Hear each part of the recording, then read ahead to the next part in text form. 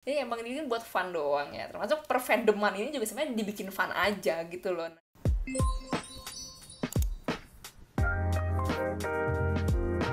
Hai guys, hai annyeong. Jadi sesuai janji ya, kayak yang udah aku bilang di IG story, aku mau cerita-cerita gimana nih story time-nya ya, gimana ceritanya nih seorang Kim Darlings bisa jadi EXO-L gitu. Karena emang banyak banget yang nanya tiap kali misalnya aku live atau misalkan aku udah misalkan interview, pasti selalu ada nanya, gimana pertama kali EXO tuh caranya gimana, kok bisa, terus sukanya biasa siapa, dari kapan, banyak banget. Nah, aku mau jelasin di satu video ini pokoknya. Nah, aku juga udah ngumpulin banyak banget pertanyaan dari teman-teman onlineku yang udah ngisi question box di instastoryku. Ini aku udah ngelis beberapa nih, banyak banget sih sebenarnya sih, cuman aku pilih-pilih lagi buat nanti aku jawab-jawab nih di satu video ini ya. Semoga menjawab nih ya. Nih aku mau pamer koleksi juga nih. Ini yang paling baru nih Dio. Habis itu ini yang paling baru kedua, ini yang Don't Fight the Feeling. Kalau misalkan pada mau aku room tour atau kasih lihat aku punya album apa aja, mungkin bisa langsung komen.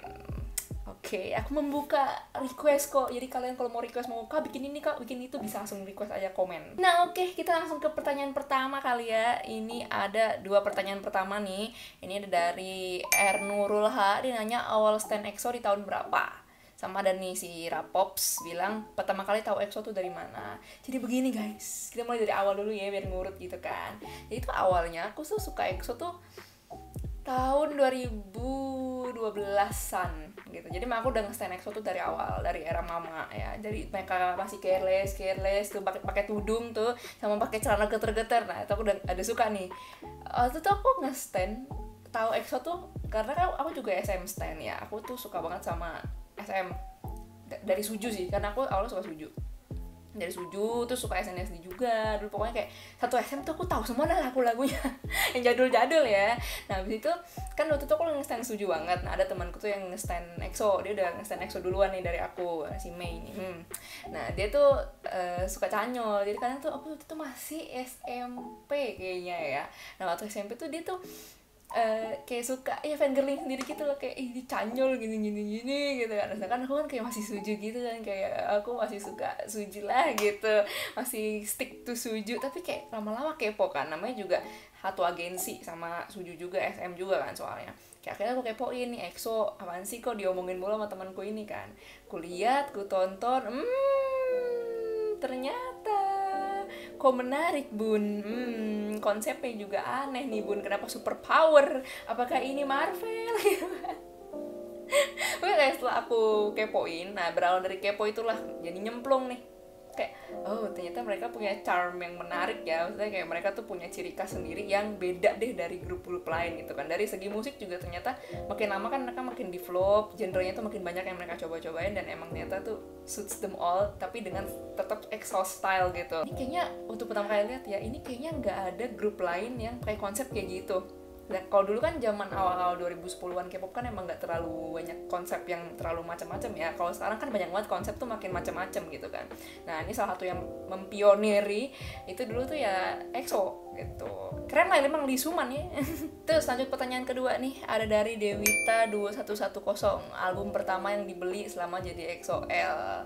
Album pertamaku tuh yang waktu aku beli tuh apa ya? Growl kayaknya deh. Tada! Aku udah bawa naik guys. Ini album pertamaku, album EXO pertama ya. Kalau album K-pop ada lagi, album Suju waktu itu. Nah kalau album EXO pertama tuh yang ini, yang Growl. Ini yang EXO K version, yang Korean version. Karena ini album pertama tuh, jadi tuh aku jarang bawa kemana-mana gitu loh. Jadi aku taruh lemari aja, nggak aku bawa-bawain gitu. Waktu itu nih photocardnya tuh photocardnya aku simpen lagi di tempat sendiri guys. Oke, kita lanjut nih ke selanjutnya nih. Ada pertanyaan dari Zara.nb. Dia nanya sifat member EXO yang menurut Kakim sama kayak sifat kakak. Siapa ya? Aku kan lihat orang tuh dari MBTI ya. Lihat orang apakah punya kepribadian atau sifat yang sama tuh dari MBTI-nya. Aku tuh ENFP. Di EXO tuh gak ada yang ENFP. Tapi kalau menurutku yang paling mendekati itu kayaknya Baekhyun deh. Nggak tahu, kayaknya Baekhyun deh. Kenapa ya, aku tuh orangnya kalau misalkan sendirian, lagi sendiri gitu ya, aku tuh lebih jaim daripada kalau aku ketemu orang rame-rame gitu loh. Kalau aku ketemu orang rame-rame tuh urat malu tuh putus. Nah Baekhyun kan kayak gitu kurang lebih kan. Cuman kalau misalkan ditanya zodiak ya sama member EXO siapa yang sama, aku sama Lay, aku sama Libra, aku sama kayak Lay. Cuman kan Lay perfeksionis, saya orang nama pasrah. Terus next nih ada dari Kindness. Ini pertanyaannya, EXO merch apa yang paling mahal yang kakak beli? Tiket konser masuk merch nggak? Enggak lah ya. Merch itu berarti kayak album-album gitu aja kali ya. Aku paling ini sih. Nih, aku juga bonek tadi sekalian. Ini fan club kit yang paling baru. Ini ada kartunya guys. Ini fan club kit EXO dan namaku juga di bawahnya. Kayak emang udah register, udah resmi. Ini tuh aku tuh EXO LAs gitu loh. Jadi kayak emang waktu itu daftar dan PO waktu itu. Bukan PO. PO nggak ya? Pokoknya waktu itu tuh daftar, beli langsung di website Korea. Ada di video aku di channelku juga yang aku ngebahas soal ini, aku unboxing dan gimana cara dapetinnya bla bla bla bla. Kalian nonton aja di situ lengkapnya. Terus kalau misalkan ngomongin soal EXO merch yang mahal, kalau yang selain album paling ini sih tiket konser guys. Tiket konser waktu ke Korea itu yang menurutku mahal karena tuh 4 jutaan sih kalau nggak salah. 4 jutaan kayaknya iya. Soalnya beli di Calo. Next ada pertanyaan lagi nih dari Tom Yum is delicious. Yes, Tom Yum is delicious. Is EXO your first K-pop group? No. Mereka kayaknya kesekian K-pop group yang ku tahu. Karena aku kan emang udah nge-stan K-pop tuh dari 2010-an, 2009 akhir 2010. Jadi kayak emang masih Gen 2 tuh. Nah, aku akhirnya nyemplung tuh karena Suju dulu. Habis Suju, terus kayak Point SNSD, Big Bang, 21 gitu. Itu pokoknya se-era itulah Gen 2. Itu aku kebanyakan tuh tahu semua lagu-lagunya dan grup-grupnya. Itu gara-gara itu aku masuk K-pop kan. Jadi EXO is not my first K-pop group. Next ada pertanyaan dari Mutiara Nisa. Ini alasan kenapa mutusin buat nge-stan EXO pas awal-awal banget. Awalnya itu sebenarnya nggak sengaja, kayak jatuh cinta tidak sengaja gitu kan ya, FTV. Nah jadi tuh awalnya juga kayak kepo aja, berawal dari kepo aja. Dan kayak kenapa aku bisa mutusin untuk nge-stan EXO tuh karena kayak aku ngerasa kayak, nah ini nih, kayak ada feel ini kayak ini nih, nah ini nih, udah inilah ini. Oh ini sih kayak bakal PW nih, ini this could be my home gitu loh, kayak kayak udah ada feeling gitu loh, kayak ini dia nih, nah ini dia yang gue cari-cari gitu. Akhirnya kayak I stand them until now gitu. Lanjut nih pertanyaan selanjutnya dari Abil Ebil. Ini dia nanya, udah pernah nonton konser EXO di mana aja kak? Di mana aja ya? Waktu itu tuh aku pertama kali nonton konser EXO, kayak bener-bener pertama kali ketemu EXO tuh pas EXO-Lution, konser keduanya EXO, tapi waktu di Jakarta. Aku waktu di Pink Bee, aku masih simpen juga nih.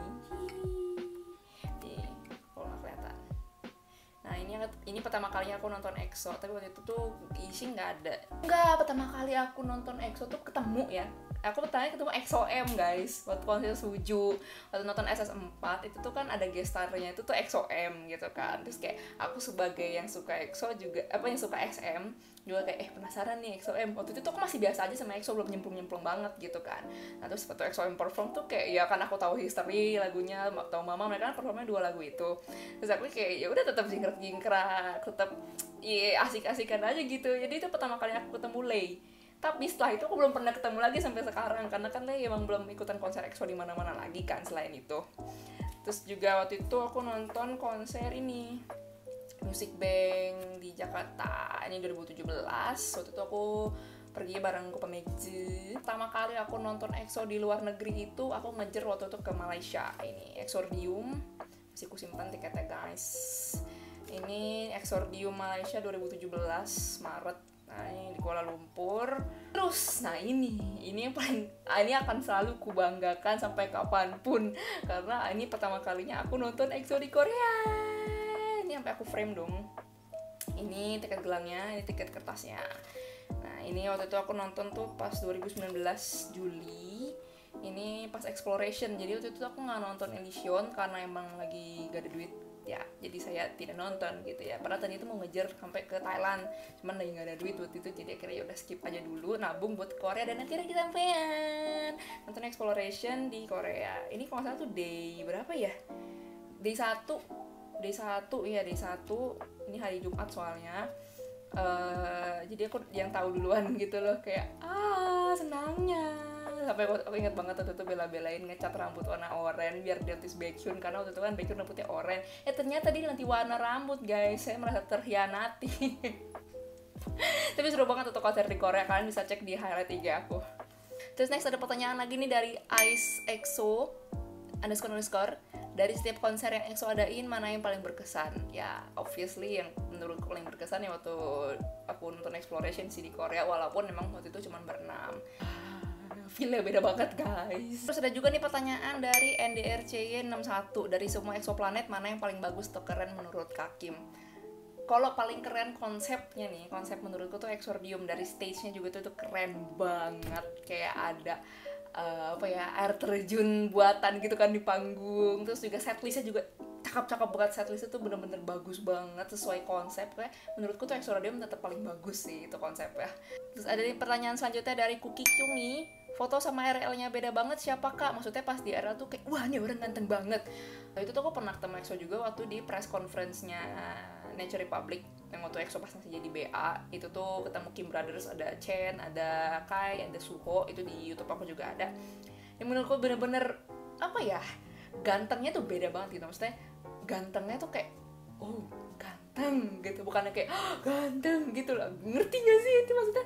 Kayak gantengnya tuh beda gitu loh, vibes-nya itu tuh Kai menurutku ya, karena kayak pas di foto sama asli sama-sama ganteng, tapi gantengnya feel-nya tuh beda ketika lihat langsung. Sama Chanyeol sih, Chanyeol Sehun. Sebenarnya semua sih guys, bingung guys, sampai aku nggak bisa nentuin bias. Ada juga nih pertanyaan era yang paling bikin kangen apa, ini dari Nabila YSM. Menurutku yang paling bikin kangen tuh era Mas Grol.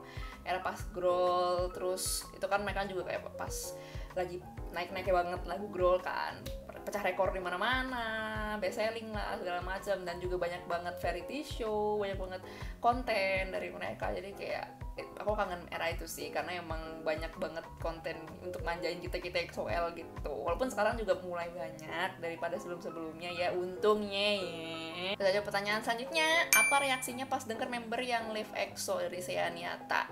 Aku sejujurnya bukan tim yang nangis bawang pas ini ya, pas member keluar ya, karena aku tahu pasti mereka keluar ada alasannya gitu loh, entah alasannya mereka atau entah alasannya agensi, karena kan emang kita kan sebagai fans cuma bisa nge-support ya, nggak tahu dalam-dalamnya mereka tuh gimana gitu kan. Cuman ya aku tuh tahu misalkan waktu dulu pas Chris keluar kayak oh ya udah mungkin emang dia mau pursue karir gimana. Terus juga pas Luhan sama Tau keluar kayak oh ya udah mungkin emang mereka mau ngejar karir itu, EXO tuh sebagai batu loncatan. Dan menurutku tuh itu nggak masalah selama mereka juga masih menghargain EXO gitu loh. Selanjutnya ini pertanyaan, wah ini makin berat pertanyaannya ye, dari Neng 17. Nah si Neng nih, apa aja lika-liku jadi EXO-L, terus kenapa bisa sama sekali nggak oleng ke grup lain? Kalau aku tuh orangnya nggak terlalu suka mendramatisir sesuatu kali ya, jadi kayak aku tuh orangnya slow banget. Paling kalau misalkan ditanya soal lika-liku yang kayak jenisnya misalkan hati yang oleng atau misalkan lirik grup lain, aku tuh nggak yang gimana-gimana sih. Toh aku juga suka K-pop semuanya, karena balik lagi itu kan K-popers, K-pop fan, jadi aku tuh sebenarnya suka sama semua K-pop, suka sama grup. Kalau misalnya lagunya enak, kayak kenapa enggak? Kalau misalnya performance-nya keren, kayak kenapa enggak gitu kan? Kenapa nutup mata gitu, nutup mata, nutup kuping, toh juga sama-sama K-pop gitu kan. Tapi kalau misalkan ditanya soal fandom ya cuma satu, aku EXO-L doang. Dan menurutku tuh ya kita kan K-popan have fun ya, jadi nggak usah terlalu dibawa pusing gitu Cin. Ini ada lagi pertanyaan dari Kiki ALD, ada nggak momen-momen di EXO yang kakak tuh sampai bilang gila gue sayang banget sama lu pada, kalau ada pas momen apa? Itu dulu tuh kadang misalkan ya namanya manusia bisa breakdown lah ya, bisa sedih, bisa galau gitu ya. Nah ketika aku ngerasa lonely tuh kayak pas lagi sedih pasti selalu, aku bisa jamin pasti selalu ada member EXO yang entah ngupload apa, entah ngupdate apa, kayak misalkan itu lagi sedih tiba-tiba Baekhyun ngupload apa di IG, atau misalkan lagi sedih tiba-tiba EXO keluarin rilis teaser yang tiba-tiba jedar gitu. Terus kayak ada aja kayak mereka tuh tahu gitu, dia lagi sedih nih, yaudah yuk kita hibur, konten apa kayak gitu. Kayak makanya tiap kali aku ngerasa kayak gitu pasti EXO selalu ngerilis sesuatu yang bikin aku seneng, mood booster gitu loh. Kayak nggak ngerti lagi itu gimana bisa, kayak cenayang mereka tuh. Ada lagi dari BBBYY, alasan bisa bertahan jadi EXO-L ngeliat sekarang banyak EXO-L yang oleng ke fandom lain. Kalau aku pribadi sih aku sebenarnya nggak masalah ya sama misalkan fans yang oleng ke grup lain. Aku tuh nggak masalah sebenarnya, karena kayak balik lagi kan nih, namanya kalau misalnya EXO lagi nggak ada apa-apa terus dia bener-bener kesepian atau misalnya butuh hiburan di nonton grup lain terus oleng, ya menurutku nggak masalah, karena balik lagi kayak K-pop itu kan balik lagi K-pop itu kan untuk fun ya, untuk senang-senang gitu loh, bukan untuk kayak kalau misalkan gue oleng nih besok gue pindah alam nih gitu. Enggak gitu guys, enggak gitu. Jadi emang ini buat fun doang ya, termasuk per fandoman ini juga sebenarnya dibikin fun aja gitu loh. Jadi menurutku oleng tuh nggak kenapa-kenapa ya. Cuma kalau misalkan ditanya alasanku bertahan cuma jadi satu doang nih EXO-L, karena yang menurutku tuh aku nggak nemu feel yang sama ketika aku nge-stan EXO, nge-fangirling EXO, ketika aku nge-fangirling yang lain gitu loh. Nggak bisa oleng ke grup yang misalkan lebih gila lagi ataupun lebih keren lagi misalnya, tapi kayak tetap aja di hati tuh seretnya EXO gitu. Jadi ya mau dibilang gimana ya guys. Oke, terakhir nih ada pertanyaan banyak banget nih ya, buset, aku ini terakhir deh nih ya, dari Amalia NR011. EXO dan EXO-L itu seperti apa menurut Kak Kim? Seperti apa ya? EXO sama EXO-L tuh kayak sahabatan gitu ya. Sahabat tuh kan yang saling ngisi, yang saling menghibur, yang saling berbagi suka duka gitu kan. Nah kayak I felt that in EXO. Jadi tuh kayak emang dari aku sekolah sampai sekarang, dari lulus kuliah kemana udah sarjana, ditemenin sama EXO gitu loh. Aku bahkan sampai masukin nama EXO di skripsi gitu kan. Kayak apa ya, ditemenin gitu ya, kayak sahabat gitu lah. Kayak EXO dan EXO tuh kayak sahabatan. Tapi kalau kayak kata Baekhyun kan kayak bapak sama anak ya. EXO tuh anaknya EXO gitu kan. Jadi persahabatan bagi kepompong mengubah ulat jadi kupu-kupu. Darah nih jual kupu-kupu tuh pas banget. Capek juga ya jawab pertanyaannya banyak banget ya, tapi semoga membantu menjawab kekepoan kalian soal aku dan per EXO-Lan ini. Kalau misalkan teman-teman ada yang mau ditanya lagi bisa langsung aja ke IG aku, karena aku sering baca DM kok, tenang aja. Karena aku juga kalau misalkan lagi sempat juga aku bales. Jadi kalau misalkan kepo sama sesuatu lagi, kalian bisa langsung DM aku. Kalau misalkan kalian mau request, Kak bikin konten tentang ini dong, tentang EXO ini dong, atau bikin konten apa dong, bisa langsung aja komen di bawah. Atau misalkan DM IG aku juga boleh, karena aku tuh open to any discussion, open to any recommendations. Karena aku juga bikin ini kan juga untuk kita semua ya. Siapa tahu aku menghibur gitu kan, siapa tahu gitu kan. Tapi kalau nggak menghibur maaf aja nih. Oke deh, segitu aja Kim Smell minggu ini. Jadi kayak akhirnya teman-teman tahu kan kenapa aku jadi EXO-L, sejarah aku menjadi EXO-L itu gimana. Ya kalau misalkan teman-teman suka boleh di like, boleh di share. Kalau misalkan nggak suka tetap di like sama di share, aku maksa. Terakhir, happy EXO-L Day. Yeay, L1485 bisa enggak dong? L1485 to forever. Yeay, sarang aja. Thank you for watching.